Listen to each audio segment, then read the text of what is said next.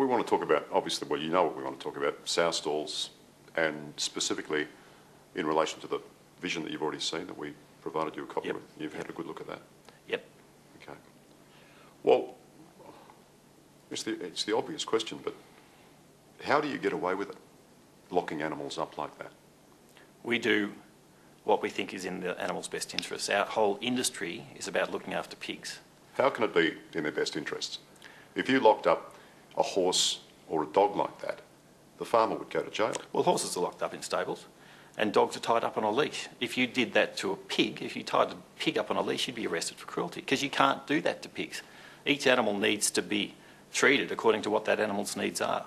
And sow stalls are a part of pigs' needs, and that's what they provide. The alternative is cruel.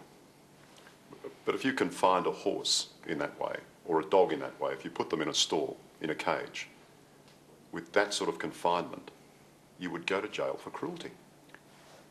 They're not pigs. Pigs have needs that horses and dogs don't have. What, Just as I said, they need to be locked up. That if you tie up a pig like you tie your dog up, you'd be arrested for cruelty too, because you are not allowed to do that to a pig. That does things to pigs that is not good for their welfare. So it's all about understanding the animal, understanding its needs and addressing those needs. Sow stalls do that. They are good for pigs. A lot of people don't understand that, but that's the facts. That's what's backed up by the science. And that's what's backed up by the video we showed you, where the pigs have absolutely no problem voluntarily entering stalls and lying down on the ground. Why do they need to be confined to that measure for weeks on end? The alternative to a sow stall that Animals Australia would have us change to, tomorrow if they could, would be for those stalls to vaporise and for all of those sows to be mixed together. The result of that, and the aggression that sows have in early pregnancy, which is when we advocate the use of stalls, would mean that those sows, 250 kilos of sow, they're trying to run through each other's ribs at 20 kilometres an hour. That does bad things to pigs. That is an unacceptable welfare situation. That is the result of what Animals Australia are asking for. If that happened, where would Animals Australia be? They'd be throwing their hands up somewhere else. Better give us their phone number, because we'll give them a ring and say, can you come along and help us put down these injured sows with broken legs and broken pelvises? That's not good welfare. I've seen pigs out in the open, out in the paddock. Pregnant sows, very, very happy. How do you know they're happy? Not aggressive at all. Yeah, but how do you know they're happy? Well, they're not aggressive. Well, they're not with other sows. Mr. Spencer, what you're saying doesn't make sense when you see pigs out in the open.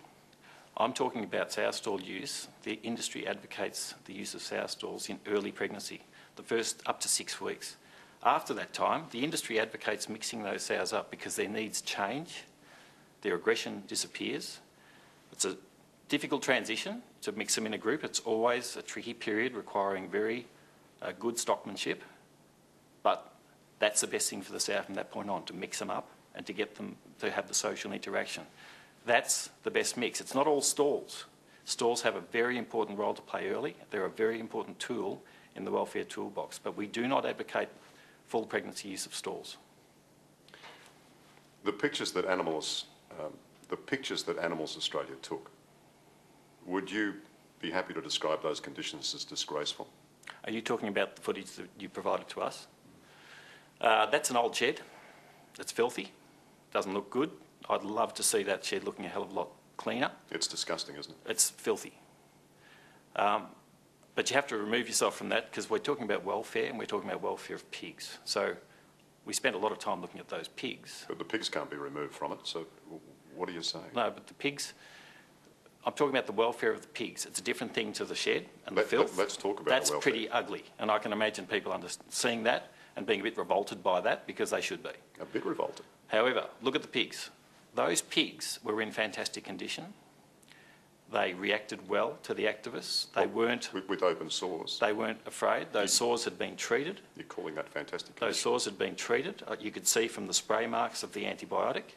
And in that shed, with all of those stalls, with all of those sows, you think the activists are trying to find the pretty pictures? They're not. They're trying to find the worst possible example of what's going on in that shed. And all they could find were a couple of what seemed to be an abscess that had been treated appropriately and a sore that had been sprayed with antibiotic solution, which is also appropriate treatment.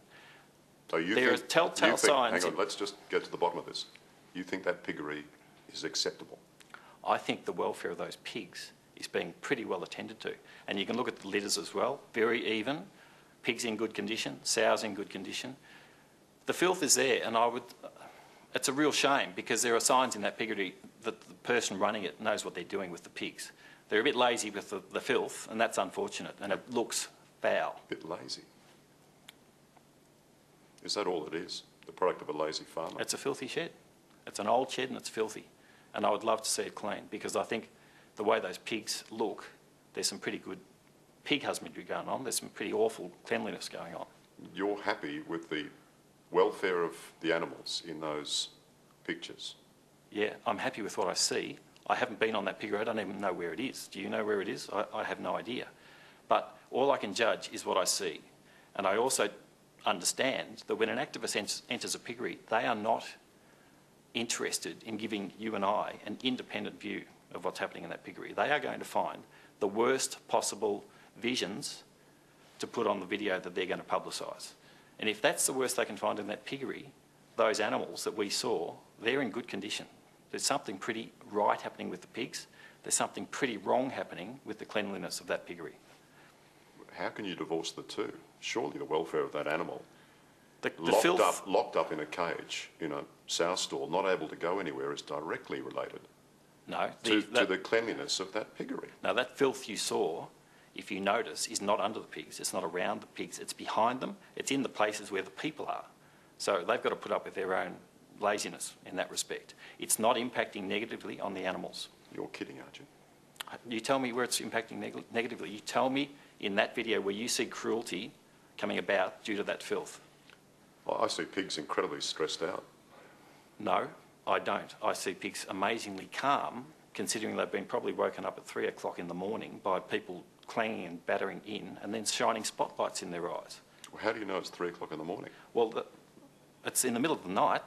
And it's the worst possible vision you can get of a piggery when you wake up pigs, shine a spotlight in their eyes and say, look at that poor pig, it's stressed. Of course it's stressed. It's just being woken up. I don't think I'd like that if you came into my bedroom with a spotlight and vice versa. Yeah, how do you know it's middle of the night? Because it's dark. So it has to be midnight. Well, it's sometime in the middle of the night, I'm presuming. Why not? So let me just nail this down. So you are completely happy with the welfare of those pigs in those pictures? No, I'm disgusted with the filth in that piggery. Let's make it absolutely clear. But I have seen the pigs, and what's important to me and what's important in a welfare discussion is what is the state of those pigs. They look good. They look well cared for. They are not suffering from the filth, which is fortunate.